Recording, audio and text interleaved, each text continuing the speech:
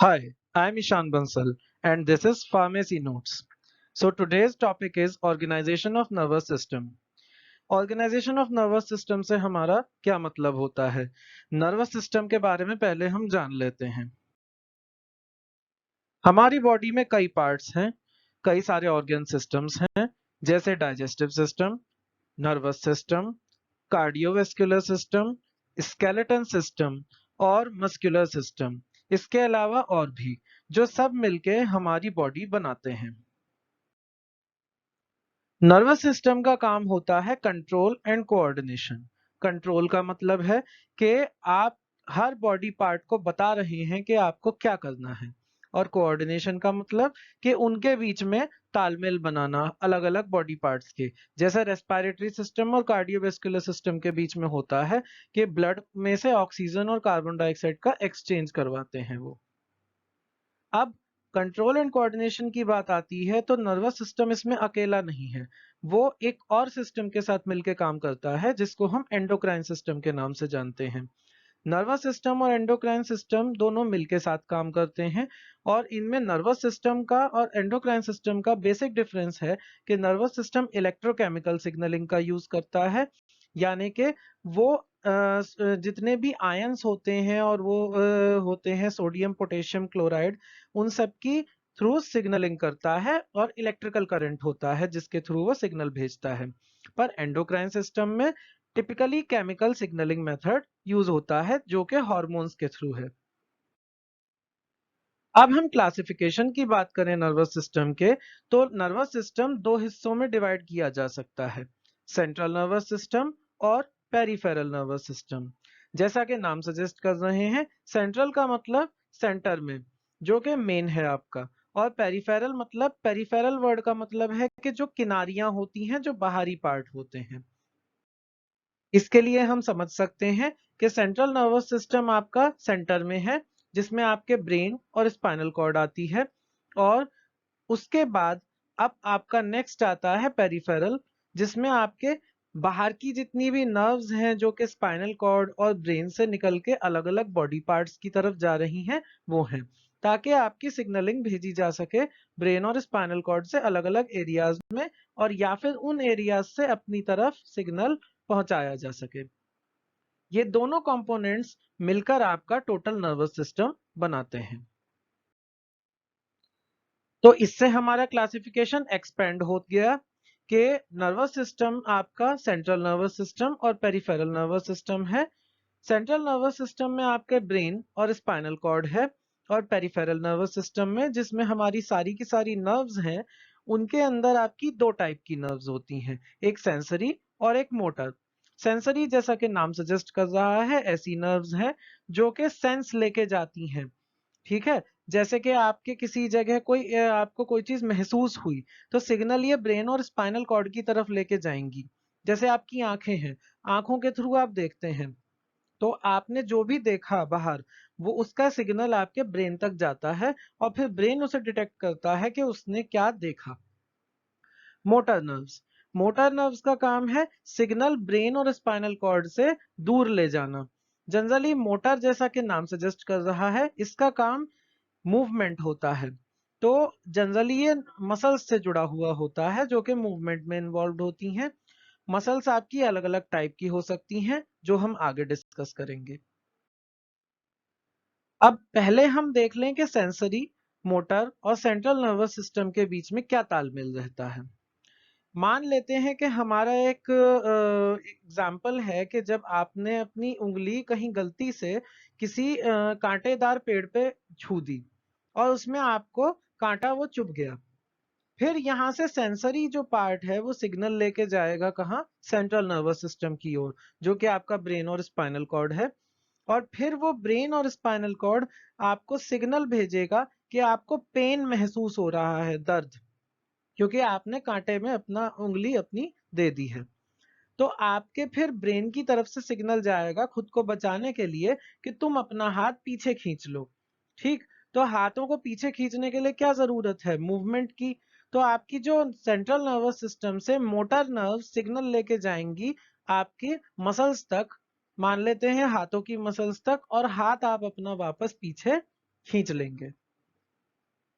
तो इस तरह से इन तीनों के बीच में तालमेल रहता है। अब हम बात करें कंपोनेंट्स की, तो सेंट्रल नर्वस सिस्टम का तो हमें पता है ब्रेन और स्पाइनल कॉर्ड ही होती हैं। सेंसरी के अंदर आपके स्पेशल सेंसेस आते हैं और सेंसरी रिसेप्टर्स आते हैं।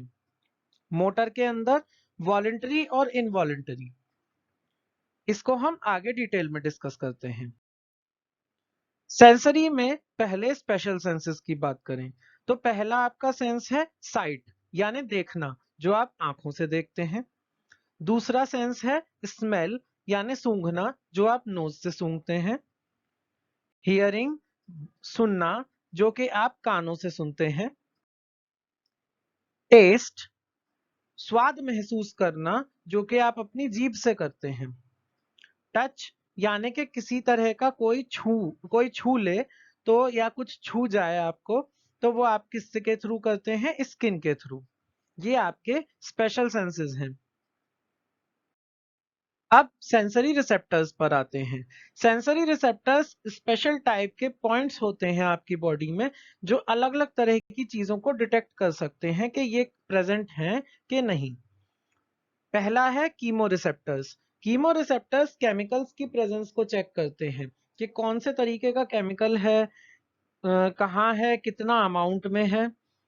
बैरो रिसेप्टर्स, बैरो रिसेप्टर्स प्रेशर को महसूस करते हैं। मान लीजिए मैंने आपकी स्किन पे एक उंगली रखकर दबाया, तो वो जो स्किन आपकी टच तो महसूस कर रही है, उसके अलावा जब अब मैं दबा रहा हूं तो दबाव भी महसूस कर रही है, और वो दबाव जो है वो प्रेशर है एक तरीके का। तो आपके वहां पर बैरो रिसेप्टर होगा जो कि आपके सिग्नल भेजेगा कि कुछ दब रहा है। Osmo receptor, osmo receptor osmotic pressure के लिए होता है, यानी कि इनडायरेक्टली हम कह सकते हैं कि कंसंट्रेशन के लिए। कंसंट्रेशन किसका? जो भी आपके सॉल्यूशंस हैं किसी तरह के बॉडी में, जो भी फ्लूइड्स हैं जैसे ब्लड, लिम्फ या इंटरस्टिशियल फ्लूइड सेल्स के बीच में, वो सब। अब हम आते हैं मोटर पे। मोटर जो आपकी नर्व्स होती हैं उनमें आपके होती हैं पहले वॉलेंटरी नर्व्स। वॉलेंटरी नर्व्स में आपके जो आता है एग्जांपल, वो है स्केलेटल मसल्स का। स्केलेटल मसल नर्व्स जो हैं वो आपकी स्केलेटल मसल्स को मूव करती हैं। ऐसी मसल्स जो कि आपके स्केलेटन से जुड़ी हैं और उस स्केलेटन को मूव करती है। ये वॉलेंटरी है, इसका मतलब ये है कि आप इन्हें अपने हिसाब से मूव कर सकते हैं, अपनी मर्जी से। ठीक है, तो ये वॉलेंटरी का मतलब होता है। इसका मतलब है कि जितना भी आपकी बॉडी का बाहरी मूवमेंट है वो सारा का सारा वॉलेंटरी मसल्स के थ्रू होगा, या स्केलेटल मसल्स के थ्रू, जो कि आपके वॉलेंटरी नर्व्स के थ्रू चलेंगी। अब आते हैं इनवॉलेंटरी पे। इनवॉलेंटरी में आपके जस्ट अपोजिट है ये वॉलेंटरी का, यानी कि ये अपने आप इसे ब्रेन और स्पाइनल कॉर्ड आपके मूव करते रहेंगे। आपको उसमें सोचना नहीं पड़ता और ना ही आप अपनी मर्जी से इस प्रोसेस को रोक सकते हैं डायरेक्टली, कि आपने सोचा और ये रुक गया। एग्जाम्पल के तौर पे कार्डियक मसल नर्व्स, जो कि आपके हार्ट की बीटिंग को कंट्रोल करती हैं। स्मूथ मसल नर्व्स, जो कि आपके स्मूथ मसल्स, जो कि स्पेशल टाइप की मसल्स हैं जो इनवॉलेंटरी ही होती हैं ज्यादातर, उनको कंट्रोल करती हैं। इनके कुछ एग्जांपल्स हैं। इंटेस्टाइन्स, जहां पर आपके स्मूथ मसल होती है। ब्लैडर, वहां भी स्मूथ मसल होती हैं। और यूट्रस, यहाँ भी स्मूथ मसल होती हैं। इन सबका मूवमेंट आपके इनवॉलेंटरी होता है। इनवॉलेंटरी के ही अंदर आपके ग्लैंड्स भी आते हैं। ग्लैंड्स जैसे सलाइवरी ग्लैंड्स, जो कि सलाइवा का सिक्रीशन करते हैं, थूक का यानी के। और स्वेट ग्लैंड्स, जो कि पसीने का यानी कि स्वेट का सिक्रीशन करते हैं। तो इसके साथ हमारा क्लासिफिकेशन पूरा हो गया। यानी कि आपके नर्वस सिस्टम है जो कि दो हिस्सों में डिवाइडेड है, सेंट्रल नर्वस सिस्टम और peripheral nervous system. Central nervous system में आपके ब्रेन और स्पाइनल कॉर्ड आते हैं, और पेरिफेरल नर्वस सिस्टम में नर्व्स आती हैं। नर्व्स को हम दो हिस्सों में डिवाइड कर सकते हैं, मोटर और सेंसरी। सेंसरी वाले पार्ट में आपके स्पेशल सेंसेस और सेंसरी रिसेप्टर्स हैं, और मोटर में इनवॉलेंटरी, जिसको हम ऑटोनॉमिक नर्वस सिस्टम भी कहते हैं, और वॉलंटरी, जिसको हम सोमैटिक नर्वस सिस्टम भी कहते हैं, ये प्रेजेंट होते हैं। तो इसी के साथ हमारा ऑर्गेनाइजेशन ऑफ नर्वस सिस्टम का टॉपिक होता है complete. Thank you very much.